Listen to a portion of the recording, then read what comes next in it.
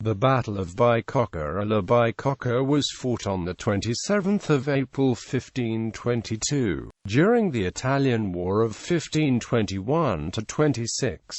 A combined French and Venetian force under Odet de Foix, Vicomte de Lautrec, was decisively defeated by Imperial, Spanish and Papal army under the overall command of Prospero Colonna.Lautrec then withdrew from Lombardy, leaving the Duchy of Milan in Imperial hands. Having been driven from Milan by an Imperial advance in late 1521, Lautrec had regrouped, attempting to strike at Colonna's lines of communication. When the Swiss mercenaries in French service did not receive the pay, however, they demanded an immediate battle, and Lautrec was forced to attack Colonna's fortified position in the park of the Archimboldi Villa Bicocca, north of Milan. The Swiss pikemen advanced over open fields under heavy artillery fire to assault the Imperial positions, but were halted at a sunken road backed by earthworks, having suffered massive casualties from the fire of Spanish arquebusiers. The Swiss retreated. Meanwhile, an attempt by French cavalry to flank Colonna's position proved equally ineffective. The Swiss, unwilling to fight further, marched off to the cantons a few days later, and Lautrec retreated into Venetian territory with the remnants of his army. The battle is noted chiefly for marking the end of the Swiss dominance among the infantry of the Italian wars, and of the Swiss method of assaults by massed columns of pikemen without support from other troops. It was also one of the first engagements in which firearms played a decisive role on the battlefield. Prelude. At the start of the war in 1521, Holy Roman Emperor Charles V and Pope Leo X moved jointly against the Duchy of Milan, the principal French possession in Lombardy. A large papal force under Federico II Gonzaga, Duke of Mantua, together with Spanish troops from Naples and some smaller Italian contingents, concentrated near Mantua. The German forces which Charles sent south to aid this venture passed through Venetian territory near Valleggio unmolested. The combined papal, Spanish, and Imperial army then proceeded into French territory under the command of Prospero Colonna. For the next several months, Colonna fought an evasive war of maneuver against Odet de Foix, Vicomte de Lautrec, the French commander, besieging cities but refusing to give battle. By the autumn of 1521, Lautrec, who was holding a line along the Adda River to Cremona, began to suffer massive losses from desertion, particularly among his Swiss mercenaries. Colonna took the opportunity this offered and, advancing close to the Alps, crossed the Adda at Vaprio. Lautrec, lacking infantry and assuming the year's campaign to be over, withdrew to Milan. Colonna had no intention of stopping his advance, however. On the night of November 23, he launched a surprise attack on the city, overwhelming the Venetian troops defending one of the walls. Following some abortive street fighting, Lautrec withdrew to Cremona with about 12,000 men. By January 1522, the French had lost to Alessandria, Pavia, and Como, and Francesco II Sforza, bringing further German reinforcements, had slipped past a Venetian force at Bergamo to join Colonna in Milan. Lautrec had meanwhile been reinforced by the arrival of 16,000 fresh Swiss pikemen and some further Venetian forces, as well as additional companies of French troops under the command of Thomas de Foix Lescun and Pedro Navarro. He had also secured the services of the condottiere Giovanni de' Medici, who brought his black bands into the French service.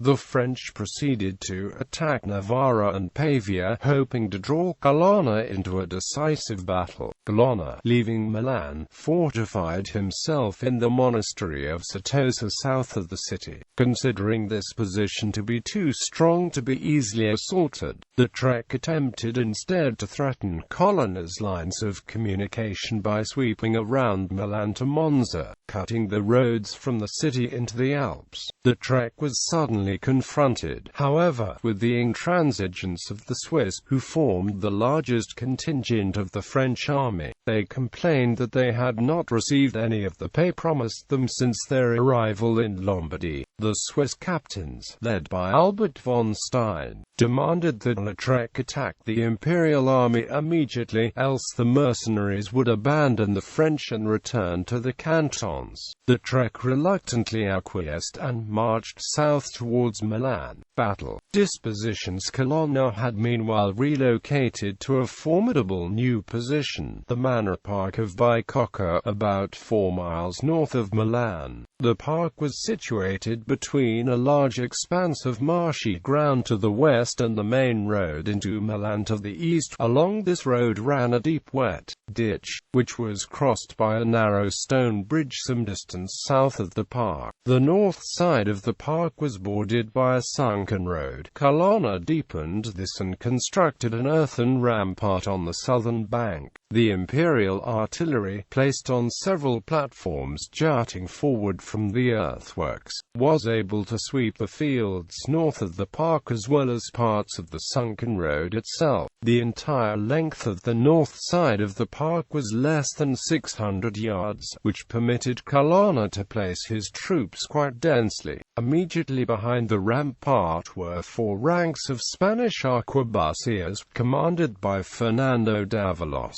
Marquis of Pescara. They were backed by Spanish pikemen and German landsknechts under Georg Frensburg. Most of the Imperial cavalry was placed at the south end of the park. Far behind the infantry, a separate force of cavalry was positioned to the south guarding the bridge. On the evening of the 26th of April, Lautrec sent a force of about 400 cavalry under the Sieur de Pontd'Ormy to reconnoiter the Imperial positions. The patrol reported that the ground was cut by irrigation ditches and ill-suited for maneuvering, but this failed to dissuade the Swiss. Colonna, having observed the French presence, sent messengers to Milan to request reinforcements. Francesco's force arrived the next morning with 6,400 additional troops, joining the cavalry near the bridge to the south of Colonna's camp.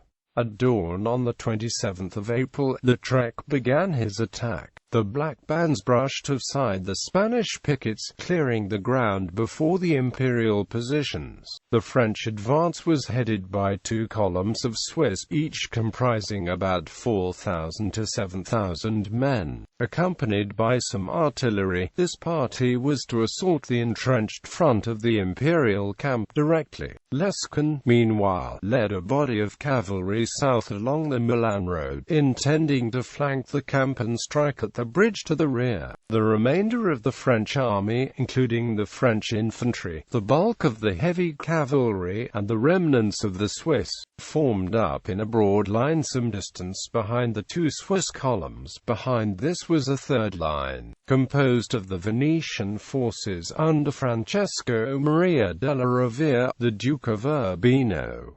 The Swiss attack. The overall command of the Swiss assault was given to Anne de Montmorency. As the Swiss columns advanced towards the park, he ordered them to pause and wait for the French artillery to bombard the Imperial defences. But the Swiss refused to obey. Perhaps the Swiss captains doubted that the artillery would have any effect on the earthworks. Historian Charles Oman suggests that it is more likely they were inspired by blind pugnacity and self-confidence. In any case, the Swiss moved rapidly towards Colonna's position, leaving the artillery behind. There was apparently some rivalry between the 2 columns, as one, commanded by Arnold Winkelried of Unterwalden, was composed of men from the rural cantons, while the other, under Albert von Stein, consisted of the contingents from Bern and the urban cantons. The advancing Swiss quickly came into range of the Imperial artillery. Unable to take cover on the level fields, they began to take substantial casualties. As many as 1,000 Swiss may have been killed by the time the columns reached the Imperial lines. The Swiss came to a sudden halt as the columns reached the sunken road in front of the park. The depth of the road and the height of the rampart behind it, together higher than the length of the Swiss pikes, effectively blocked their advance. Moving down into the road, the Swiss suffered massive casualties from the fire of Davilos's arquebusiers.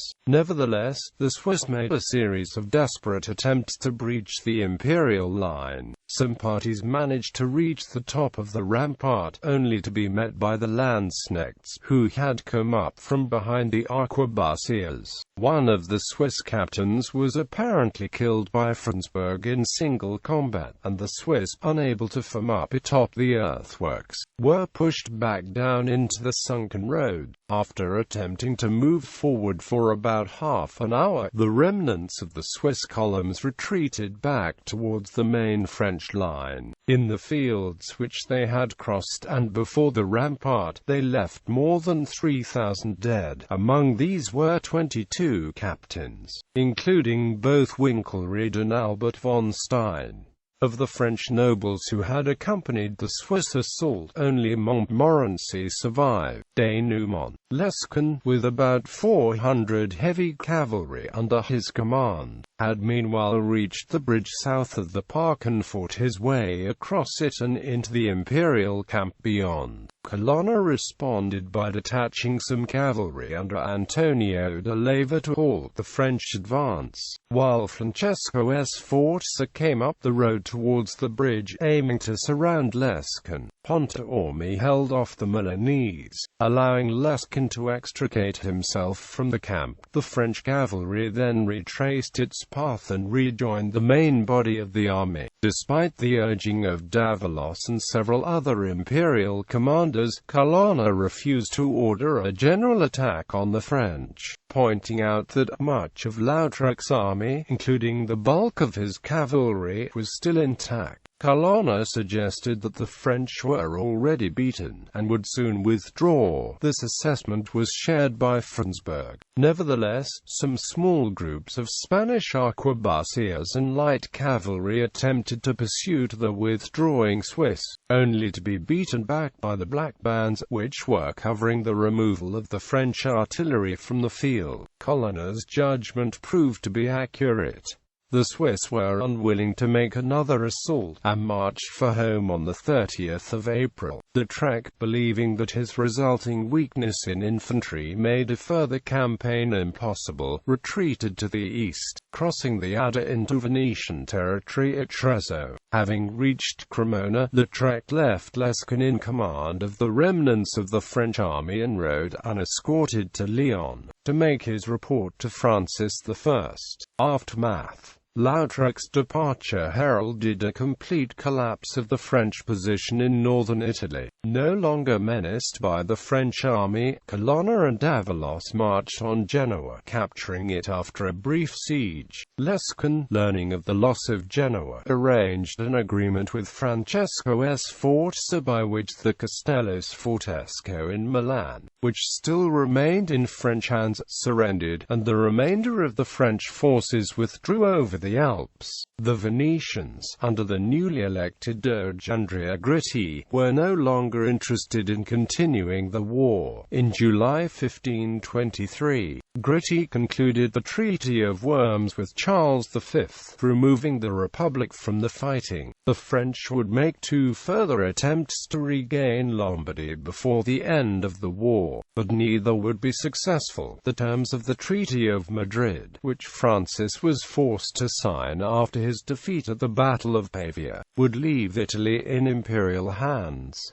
Another effect of the battle was the changed attitude of the Swiss. Francesco Guicciardini wrote of the aftermath of Bicocca: "They went back to the mountains diminished in numbers, but much more diminished in audacity, for it is certain that the losses which they suffered at Bicocca so affected them that in the coming years, they no longer displayed the wonted vigor, while Swiss mercenaries would continue to take part in the Italian wars. They no longer possessed the willingness to make headlong attacks that they had at Novara in 1513 and Marignano in 1515. The performance at the Battle of Pavia in 1525 would surprise observers by its lack of initiative. More generally, the battle made apparent the decisive role of small arms on the battlefield, although the full capabilities of the arquebus would not be demonstrated until the Battle of the Seizure 2 years later. The weapon nevertheless became a sine qua non for any army which did not wish to grant a massive advantage to its opponents. While the pikeman would continue to play a vital role in warfare, it would be equal to that of the arquebusier. Together, the two types of infantry would be combined into the so-called pike and shot units that would endure until the development of the bayonet at the end of the 17th century. The offensive doctrine of the Swiss, a push of pike unsupported by firearms, had become obsolete. Indeed, offensive doctrines in general were increasingly replaced with defensive ones. The combination of the arquebus and effective field fortification had made frontal assaults on entrenched positions too costly to be practical, and they were not attempted again for the duration of the Italian wars. As a result of the battle, the word Bicocca, meaning a bargain, or something acquired at little cost, entered the Spanish language.